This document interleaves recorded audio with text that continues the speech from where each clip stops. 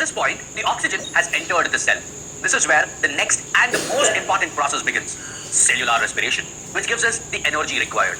A cell obtains its energy to do work not from the food directly, but from ATP. What is it? Hold on. If you eat a pizza, it will have all sorts of ingredients in it, all the way from tomatoes to wheat to cheese and so on. This distinction is present only outside your body. Once food is inside the body, it is broken down into a few fundamental types such as carbohydrates, proteins, fats, etc. by the process of digestion that we just saw. But we cannot obtain energy from all these molecules either, as cells cannot use this as a fuel to create energy. Energy is utilized inside the cell in a completely different form. This is what we call as ATP, that is adenosine triphosphate.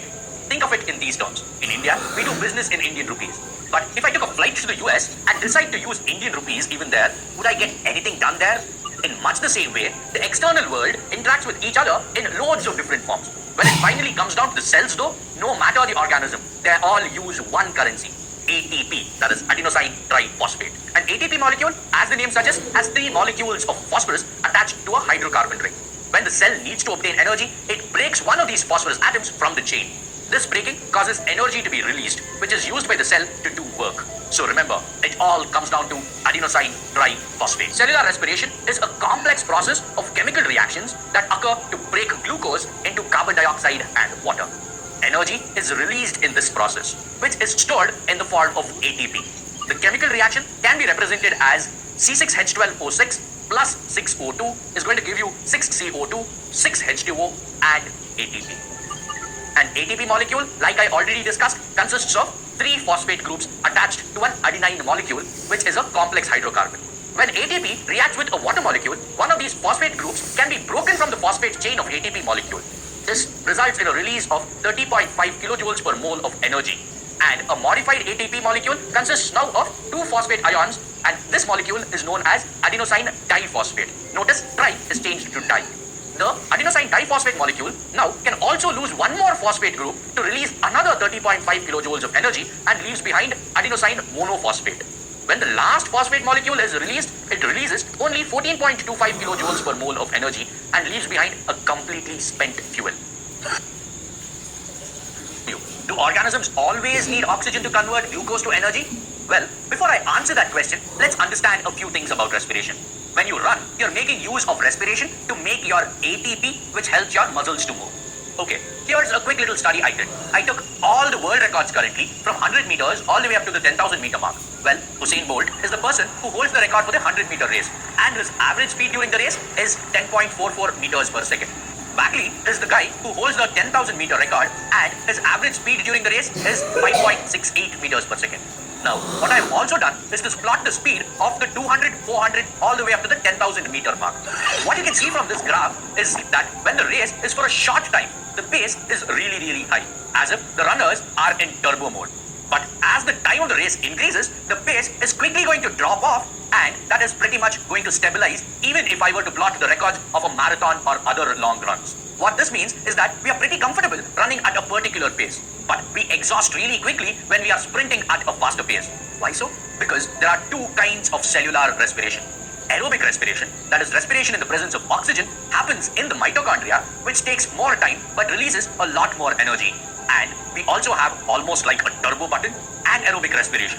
So if we really want to go fast, we can get extra energy really fast by doing anaerobic respiration. In the graph, this part is because of aerobic respiration, and when you need that turbo boost, you get into anaerobic respiration.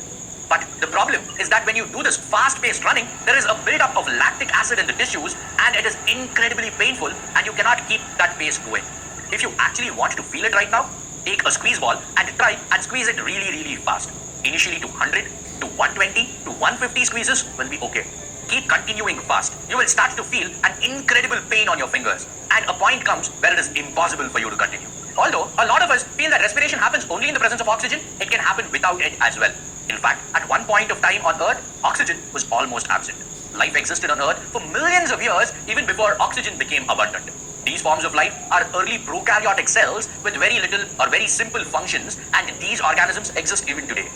Life in times before oxygen relied on a process that our cells rely on even today, anaerobic respiration.